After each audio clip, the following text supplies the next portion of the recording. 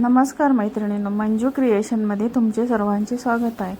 तर मग आज तुम्हाला मी घट्टसर दही कसे लावायचे हे तुम्हाला मी आज दाखवत आहे।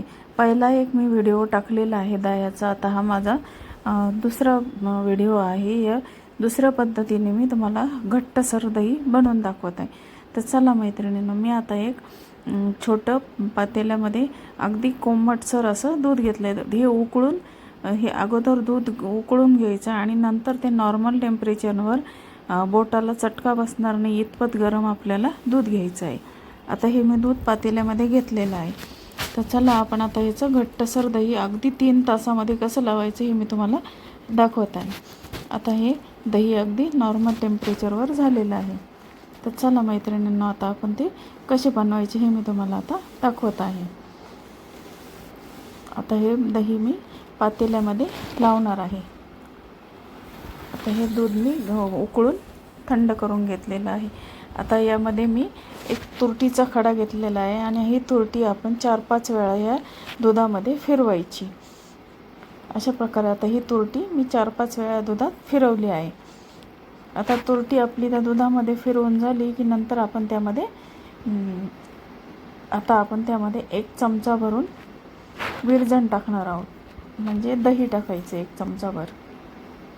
आता ही तुरटी फिरून झाल्यानंतर आपण त्यामध्ये 1 चमचाभर दही टाकून घेऊया। 1 चमचाभर दही टाकून व्यवस्थित आपण आता हे हलवून घ्यायचं आहे। तर बघा मैत्रिणींनो, आता हे मी व्यवस्थित असं हलवून घेतलेलं आहे आणि आता ह्याच्यावर आपण ह्याच्यावर आता एक झाकण ठेवून देणार आहोत। आणि आपण ज्या ठिकाणी हे दह्याचं पातेलं ठेवणार आहे त्याच ठिकाणी ते ठेवायचं, कारण ते हलवायचं नाही।